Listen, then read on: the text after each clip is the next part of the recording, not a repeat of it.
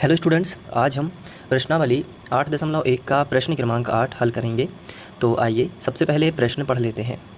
इसमें हमें दिया गया है ABCD एक आयत है जिसमें विकर्ण AC दोनों कोणों A और C को समद्विभाजित करता है। दर्शाइए कि ABCD एक वर्ग है और दूसरा जो है विकर्ण BD दोनों कोणों B और D को समद्विभाजित करता है। तो ये पूरा प्रश्न जो है एक आयत से संबंधित है, लेकिन बाद में हमें ये प्रूव करना है कि यह एक वर्ग है। तो सबसे पहले हम एक आयत बना लेंगे कुछ इस तरीके से। ये देखिए मैंने पहले से ही बना के रखा है। अब इसे हम नाम दे सकते हैं, तो इसे हम नाम दे देते हैं A, B, यहाँ पे नाम दे देंगे C और ये D। आपको ये वाला जो चित्र है आप यहाँ पे बना सकते हैं। चूँकि हम समझें अच्छे से समझने के लिए मैंने इस चित्र को अलग से बनाया है ताकि हम इसे कहीं भी मूव करा सकें और चित्र को जब हमें ज़रूरत हो तो हम देख सकें। चलिए, अब ये हो गया ABCD एक आयत। तो आयत की क्या विशेषता होती है कि इसके आमने सामने की जो भुजाएं होती हैं वो बराबर होती हैं, यानी कि सम्मुख भुजाएं जो हैं वो बराबर होती हैं। जैसे AD के सामने की भुजा BC, ये दोनों आपस में बराबर होंगी, और AB की सम्मुख भुजा है ये DC, तो ये दोनों आपस में बराबर होंगी। इसके साथ साथ आयत की एक और विशेषता होती है कि इसका जो प्रत्येक कोण है वो 90 डिग्री का होता है, या हम कह सकते हैं कि 90 अंश का होता है। यहाँ पे भी, यहाँ पे भी, यहाँ पे कोण C में और यहाँ पे कोण B में। इसके बाद आयत की एक और खासियत हम कह सकते हैं कि इसके जो विकर्ण होते हैं वो परस्पर समद्विभाजित करते हैं, यानी कि जब वो आपस में मिलते हैं तो एक दूसरे को समद्विभाजित करते हैं। इसको भी हम लोग डिस्कस कर लेंगे। तो सभी चीज़ें एक साथ में पकड़ना थोड़ा सा कठिन हो जाता है, इसलिए एक एक करके समझते हैं। सबसे पहले हम यहाँ पे जो हमें दिया गया है उसको लिख लेते हैं। जैसे कि हमें दिया गया है चतुर्भुज ABCD एक आयत है, एक आयत है, तो हमने ये लिख लिया। अब आयत की जो प्रॉपर्टीज़ होती हैं उनको हम यहाँ पे देख लेते हैं। इसमें यहाँ पे एक चीज़ बताई गई है कि जो विकर्ण AC है वो दोनों कोणों A और C को समद्विभाजित करता है। तो हम विकर्ण AC यहाँ पे खींच लेंगे कुछ इस तरीके से।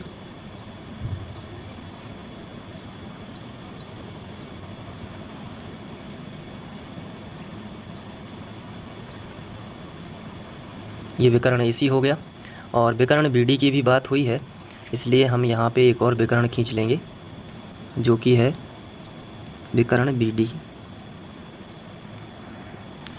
अगर हम प्रतिच्छेदी बिंदु को O मान लें तो हम लिख सकते हैं कि ये आयत के विकर्ण परस्पर समद्विभाजित करते हैं। इसका मतलब है कि जितनी AO होगी उतनी ही OC होगी, और जितनी DO है उतनी ही OB होगी। ठीक है, तो एक एक करके सभी विशेषताएं लिख लेते हैं। सबसे पहले भुजाओं के बारे में बात करेंगे।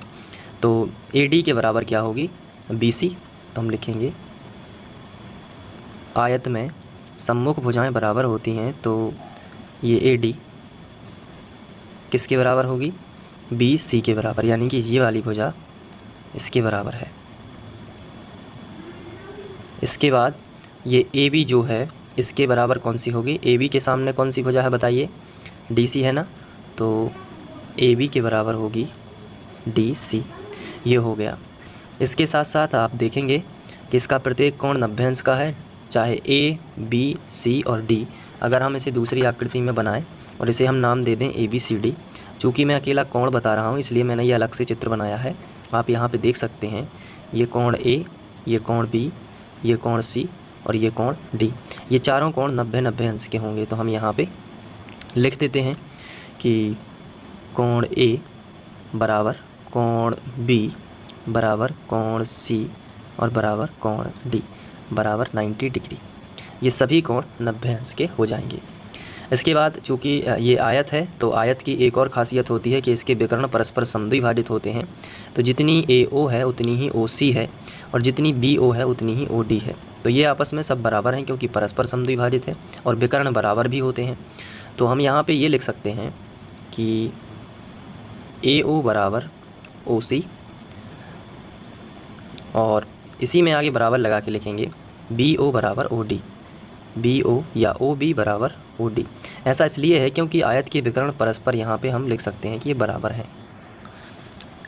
इसलिए ये बराबर हुए हैं, क्योंकि हमने जब आयत पढ़ा था तो हमें अच्छे से मालूम है कि उसके विकर्ण बराबर होते हैं, यानी जितना विकर्ण AC की लंबाई है उतनी ही विकर्ण BD की लंबाई होती है। तो मान लीजिए कि अगर ये BD विकर्ण 5 सेंटीमीटर का है तो इसके 2 टुकड़े होंगे तो 2.5 सेंटीमीटर के बनेंगे। उसी तरीके से AD भी 5 सेंटीमीटर का होगा, क्योंकि BD के ही बराबर तो AC होगा, तो वो भी 5 सेंटीमीटर का होगा, तो वो भी 2.5 सेंटीमीटर के बनेंगे। तो कहने का मतलब है कि इसमें जो प्रतिच्छेदी बिंदु O है तो वो सबके बराबर होंगे। यहाँ पर हमें एक चीज़ और लिखनी होगी, चूँकि प्रतिच्छेदी बिंदु O है या विकर्णों का प्रतिच्छेदी बिंदु O है।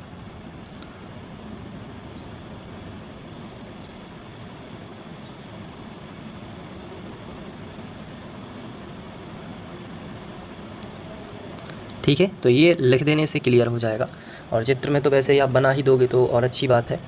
तो इतनी बात जो लिखी है ये केवल आयत के बारे में ही लिखी है। आयत के बारे में हमने ये लिखा कि इसकी सम्मुख भुजाएं बराबर होती हैं, इसका प्रत्येक कोण 90 अंश का है, और इसके जो विकर्ण हैं परस्पर बराबर और समद्विभाजित करते हैं, तो ये वाली लाइन आ गई। ठीक है, तो इतना हमने कुछ भी ज़्यादा दिमाग नहीं लगाया है। इसके बाद अब हमें जो सिद्ध करना है उसके बारे में हम लिखेंगे, यानी कि जो हमें यहाँ पे दर्शाना है। दर्शाइए कि ये 2 पॉइंट हैं कि ABCD एक वर्ग है। सबसे पहले तो ये दर्शाना है, तो हम हेडिंग लगाएंगे सिद्ध करना है।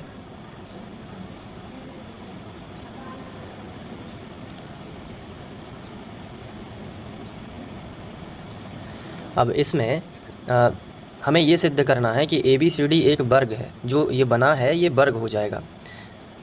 तो वर्ग की खासियत क्या होती है कि उसकी चारों भुजाएं बराबर होती हैं। तो असल में हमें पहले नंबर पर ये सिद्ध करना है कि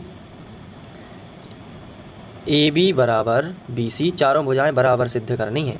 AB बराबर BC बराबर CD और बराबर DA, ये हमें प्रूव करके बताना है कि ABCD एक वर्ग है। और वर्ग की और भी विशेषता होती है कि चारों कोण 90 अंश के होंगे, तो वो तो पहले से ही दिया गया है, तो बस हमें भुजाएं बस बराबर करनी है तो प्रूव हो जाएगा। अर्थात ABCD एक वर्ग है। तो आप ये वाली लाइन भी यहाँ पे लिख सकते हैं कि अर्थात ABCD एक वर्ग है। तो भुजाएं यदि हम चारों बराबर कर लेंगे तो प्रूव हो जाएगा। दूसरा जो हमें सिद्ध करना है वो अलग चीज़ है, उसको थोड़ा सा समझ लेते हैं। हमें ये सिद्ध करना है कि विकर्ण जो है BD दोनों कोणों B और D को समद्विभाजित करता है। यहाँ पे एक लाइन और है जो कि हमें समझना चाहिए कि AC जो है दोनों कोणों A और C को समद्विभाजित करता है, ये हमें दिया गया है। तो यहाँ पे हमने मिस किया है कि हमने केवल आयत के बारे में लिखा है और हेडिंग डाल दी सिद्ध करना है। यहाँ पे एक लाइन और हम लिखेंगे जो कि इस स्टेटमेंट से रिलेटेड होगी कि AC दोनों कोणों A और C को समद्विभाजित करता है। तो इसका क्या मतलब होगा? इसका मतलब सीधा सा ये है कि जैसे विकर्ण AC है, तो यहाँ पे हम इस चित्र में समझ लेते हैं कि जैसे ही हमने AC विकर्ण खींचा तो ये कोण A कितने डिग्री का था? 90 डिग्री का। और जैसे ही हम यहाँ पे AC विकर्ण खींचते हैं तो ये कोण A के 2 टुकड़े हो जाते हैं, एक यहाँ से लेके यहाँ तक और दूसरा यहाँ से लेके यहाँ तक। तो ये 45-45 के टुकड़े होंगे, यानी कि बिल्कुल बराबर बराबर टुकड़े होंगे। ये हमें क्वेश्चन में दिया गया है कि जो AC है, अब ये A से लेके C तक आगे जाएगा तो यहाँ मिलेगा, तो C के भी टुकड़े कर देगा 2 बराबर बराबर।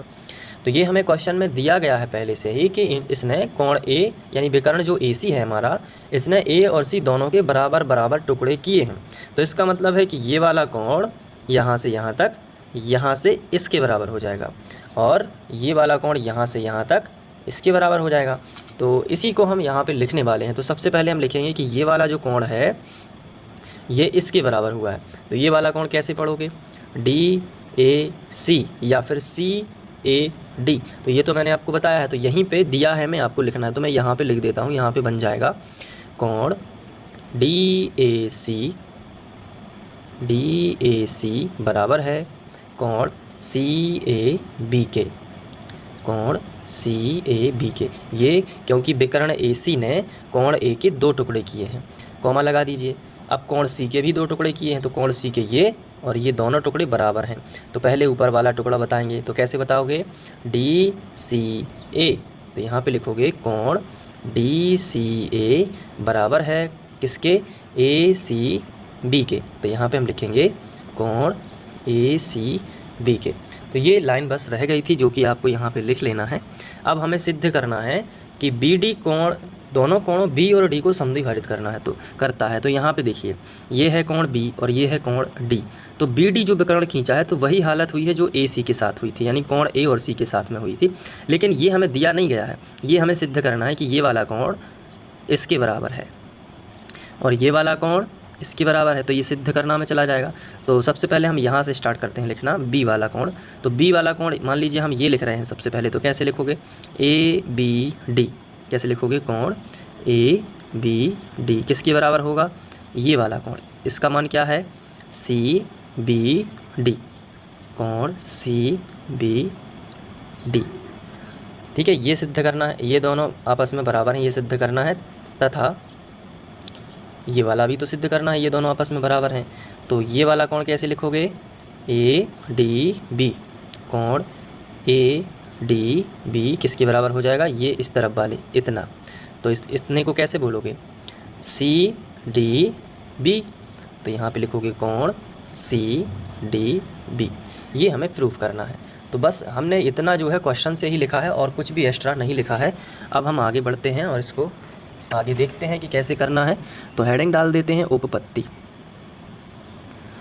उपपत्ति का मतलब होता है प्रूफ, और ये हम तभी हेडिंग डालते हैं जब हमें सिद्ध करना होता है कुछ। तो सबसे पहले हमें सिद्ध करना है कि ABCD एक वर्ग है। तो मैंने आपको एक ट्रिक बताई हुई है कि चाहे समचतुर्भुज हमें सिद्ध करना हो, चाहे हमें वर्ग सिद्ध करना हो, दोनों कंडीशन में हम लगातार की दो छोटी त्रिभुज लेते हैं। तो हम यहाँ पे कोशिश ये करेंगे कि हम वो वाले दो त्रिभुज लेंगे जिसमें ज़्यादातर मान हमें दिए गए हैं। तो यहाँ पे ये वाला कोण और ये वाला कोण दोनों बराबर हैं। तो हम क्या करेंगे, एक त्रिभुज ले लेंगे ये वाला और एक ये वाला। कैसे, देख लीजिए, AOB, एक ये त्रिभुज ले लेते हैं और दूसरा ले लेते हैं AOD। तो पहले लेंगे जब हम AOB वाला त्रिभुज, तो इसमें हम क्या करेंगे, कोई भी क्रम से ले सकते हैं। तो हमने क्या किया, हम ये वाला पहले लिख ले रहे हैं, ये वाला कौन सा, AOD, ये वाला त्रिभुज AOD आप देख सकते हैं। और इसी से सट के जो त्रिभुज है AOB, फिर दूसरे नंबर पर हम ये ले लेते हैं। तो त्रिभुज बताइए AOD, इसका नाम क्या है, AOD, और ये बताइए AOB, त्रिभुज AOB में। अब दोनों त्रिभुजों में पहले तीन समानताएं ढूंढनी है। तो पहली समानता तो ये है कि जो AO है ना, ये इस वाले त्रिभुज में भी है और AO इस वाले में भी है। तो हम लिखेंगे कि AO जो है वो दोनों त्रिभुजों में है। तो AO बराबर AO, और ये हम कहेंगे कि उभयनिष्ठ भुजा है, उभयनिष्ठ भुजा है। पहली समानता हमें मिल चुकी है। दूसरी समानता क्या होगी, दूसरी समानता आपको बड़ी ही सिंपल है कि ये वाला कोण और ये वाला कोण दोनों बराबर हैं, ये हमें दिया गया है। ये वाला कोण कैसे बताओगे, DAO, और ये वाला कोण कैसे बताओगे, OAB। ठीक है, ये दोनों कोण हमें दिए गए हैं कि बराबर हैं। कैसे दिए गए थे, जब हमसे ये बोला गया था कि विकर्ण A और C दोनों कोणों, विकर्ण AC जो है दोनों कोणों A और C को समद्विभाजित करता है, यानी समान दो भागों में बांटता है। तो ये भाग और ये भाग बराबर होगा, ये वाला भाग और ये वाला भाग बराबर होगा। तो हम ये दोनों त्रिभुज भी ले सकते थे, तो भी हम मतलब इसको सॉल्व कर सकते हैं। तो ये कोण हमें बताना है, तो कैसे बताएंगे, इतना सा बस, DAO, कोण DAO किसके बराबर होगा, OAB के, कोण OAB। और यहाँ पे हम लिखेंगे ये हमें दिया है। इसके बाद अब हम तीसरी समानता ये देखेंगे कि ये जो DO है, पहले त्रिभुज की भुजा DO है, दूसरे त्रिभुज की OB के बराबर होगी। तो हम यहाँ पे लिखेंगे DO बराबर OB। ये भी हमें दिया गया है क्योंकि हमें पता है कि आयत के जो विकर्ण हैं वो परस्पर बराबर और समद्विभाजित करते हैं।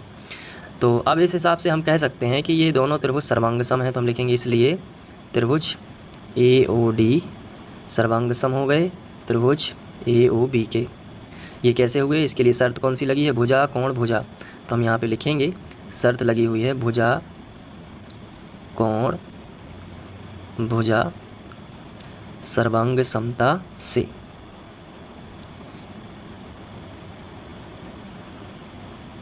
तो इनके संगत अवयव में ये वाली भुजा और ये वाली भुजा आपस में बराबर हो जाएगी, यानी AD बराबर AB या DA बराबर AB।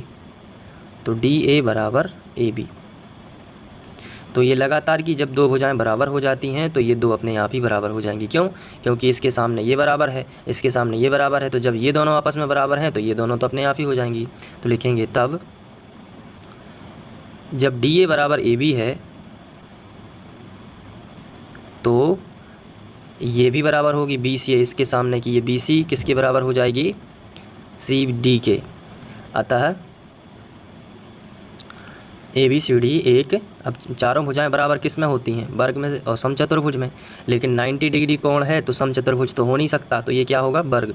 तो अतः ए बी सी डी एक क्या होगा, वर्ग है। ये हमारा सिद्ध हो चुका है पहला जो सेगमेंट था, तो हम यहाँ पे पहला पॉइंट डाल के इसे हल कर चुके हैं।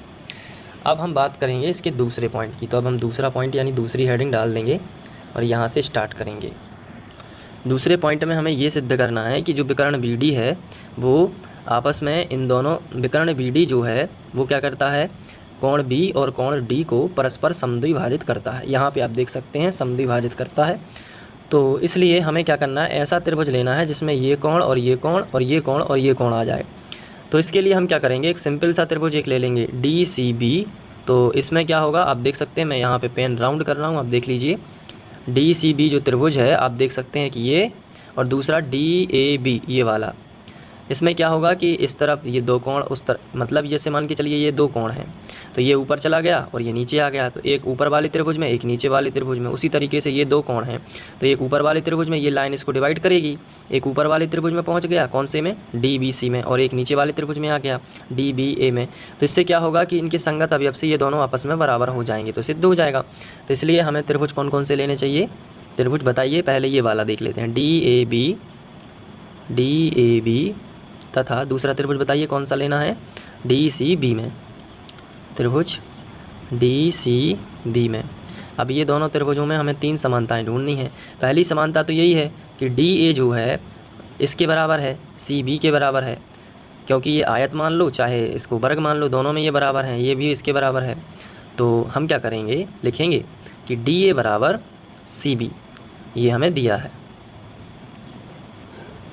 दूसरा क्या है, दूसरा ये है कि ए बी बराबर डी सी, ए बी जो है वो ए सी के बराबर है। क्यों, क्योंकि इस त्रिभुज की भुजा, ये देखिए डी ए बी जो है त्रिभुज, ये वाला डी ए बी जो त्रिभुज है ना, इसकी ये जो भुजा है ए बी हमारे दूसरे त्रिभुज डी सी बी की भुजा डी सी के बराबर है, यानी ये वाली भुजा के। तो ये दोनों आपस में बराबर हैं, क्योंकि ये आयत की भुजाएं थी और हम लोग वर्ग भी सिद्ध कर चुके हैं सिचुएशन को, तो वैसे भी बराबर होंगी।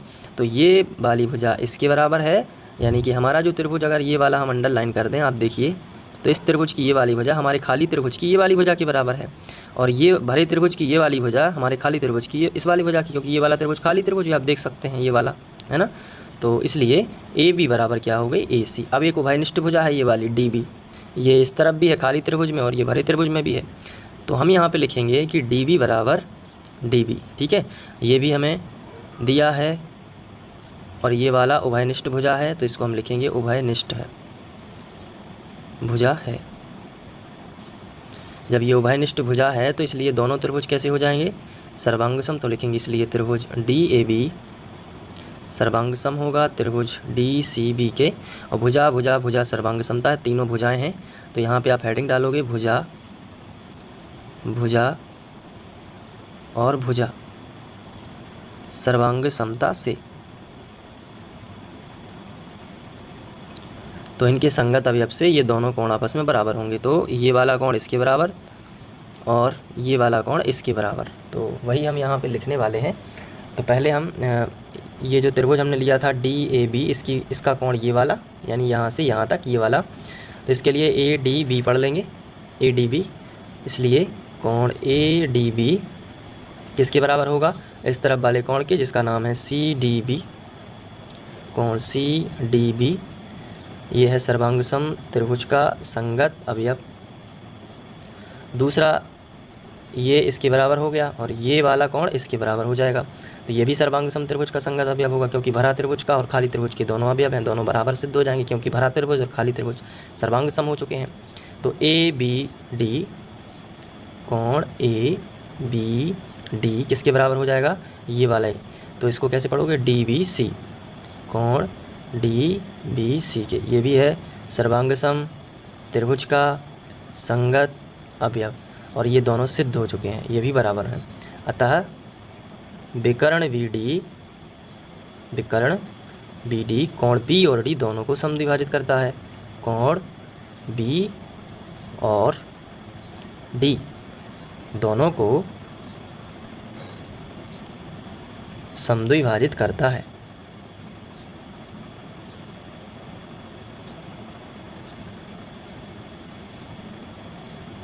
तो इस तरीके से आप इसे हल कर सकते हैं। तो अब आपको इसको नोट कर लेना है। यहाँ से ये क्वेश्चन है, आप चाहें तो क्वेश्चन बुक से नोट कर सकते हैं, इसके बाद ये आंसर। तो यहाँ से आप पूरा अच्छे से नोट कर लीजिएगा, ये यहाँ से।